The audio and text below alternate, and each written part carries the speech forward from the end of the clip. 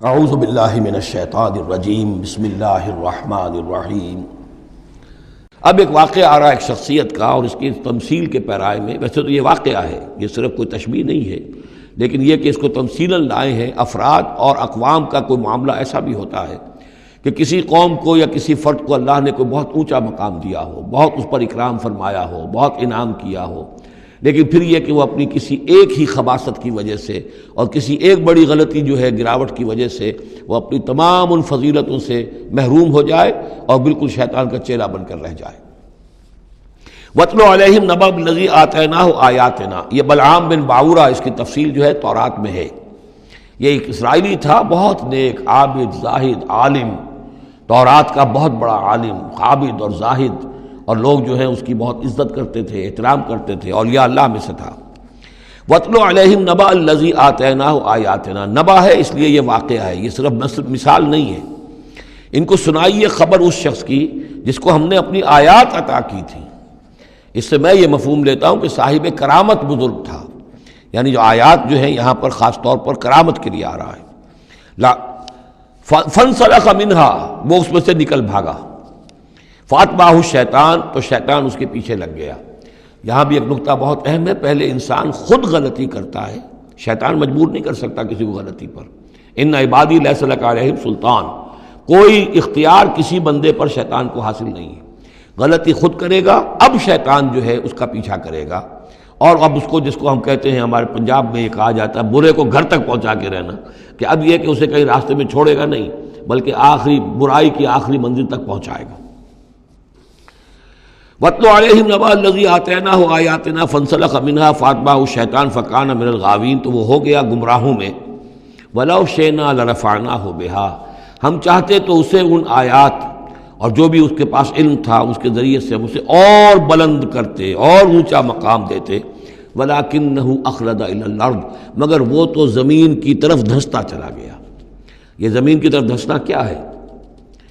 ایک ہمارا جسد ہے، یہ حیوانی جسد، یہ زمین سے آیا ہے۔ منہا خلقناکم، اور اس کے تقاضے ہیں۔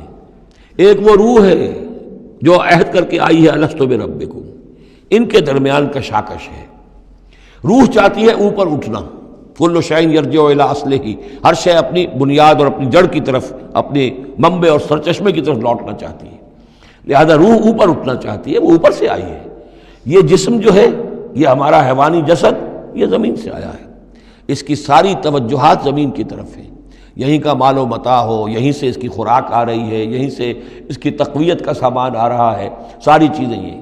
اب یہ جو کشاکش ہے، انسان کی روح وہ اللہ کی طرف جانا چاہتی ہے، اور یہ جسم جو ہے یہ دنیاوی لذتوں میں، عیش میں، دنیا کے اندر جو ہے حلال سے حرام سے جو بھی حاصل کیا جا سکے، بابر بعیش کوش کہ عالم دوبارہ نیست۔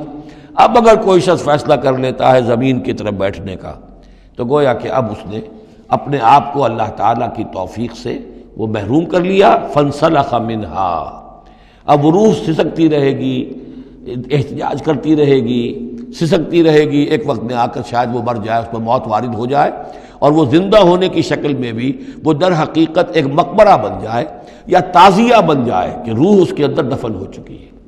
تو نظر آ رہا چلتا پھرتا انسان، حقیقت میں وہ انسان تو مر چکا، اندر روح جو ہے وہ دفن ہو چکی، اب جو چل رہا ہے وہ حیوان انسان چل رہا ہے، وہ انسان جو تھا وہ تو مر چکا۔ تو یہ ہے وَلَكِنَّهُ أَخْلَدَ إِلَى الْأَرْضِ، زمینی خواہشات، زمینی آرزوئیں، یہ نچلے درجے کی سفلی قسم کی خواہشات، سفلی آرزوئیں اور امنگیں۔ وَاتَّبَعَ هَوَاهُ، اور اس نے پیروی کی اپنی خواہشات کی۔ فَمَثَلُهُ كَمَثَلِ الْكَلْبِ، تو اس کی مثال کتے کی سی ہے۔ ان تحمل علیہ یلہث اور تترکہ یلہث، وہ ہر وقت ہی ہانپتا رہتا ہے، کوئی اس کے اوپر بوجھ رکھیے تب بھی ہانپے گا، اور ویسے بھی وہ اس کی زبان باہر نکلی ہوتی ہے، ہانپتا رہتا ہے۔ اسی طرح کا معاملہ ہے کہ اللہ نے تو اس کو اپنی نعمتیں عطا کی، لیکن وہ بدبخت ان کی قدر کرنے کی بجائے اس کتے کے مانند ہانپنے لگا اور زمین ہی کی طرف، اور کتا آپ نے دیکھا ہوگا چلتا ہوا سونگھتا جاتا ہے زمین کو، ہر وقت سونگھے گا زمین کو۔ ذالک مثل القوم الذین کذبوا بآیاتنا، یہی مثال ہے اس قوم کی بھی جنہوں نے ہماری آیات کو جھٹلایا۔ اور یہاں پھر نوٹ کیجئے کہ پاکستانی قوم اس کی سب سے بڑی مثال ہے۔ پاکستان کا بن جانا معجزہ تھا، کسی حساب کتاب میں آنے والی شے نہیں۔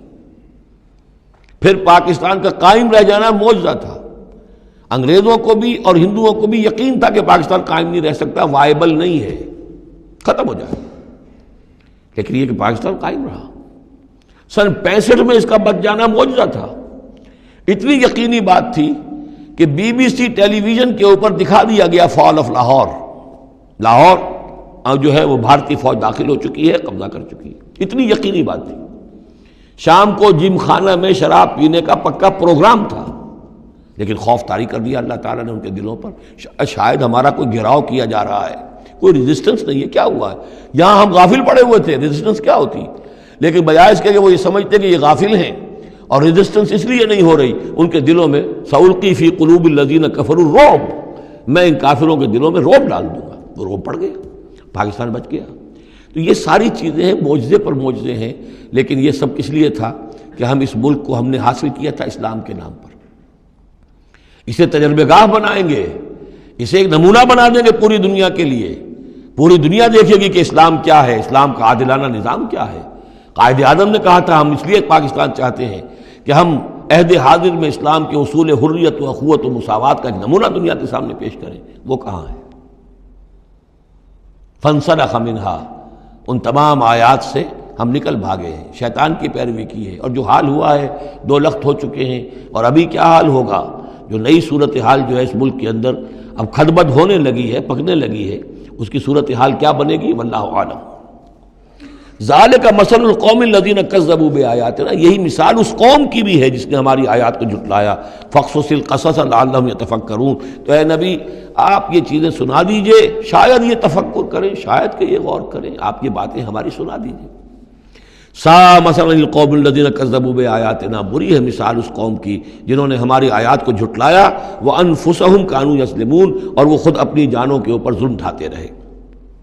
من یہد اللہ فہو المہتدی، جسے اللہ ہدایت دیتا ہے وہی ہدایت یافتہ ہوتا ہے۔